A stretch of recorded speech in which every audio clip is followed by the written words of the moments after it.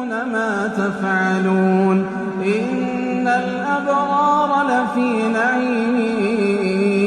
وإن الفجار لفي جحيم يصلونها يوم الدين وما هم عنها بغائبين وما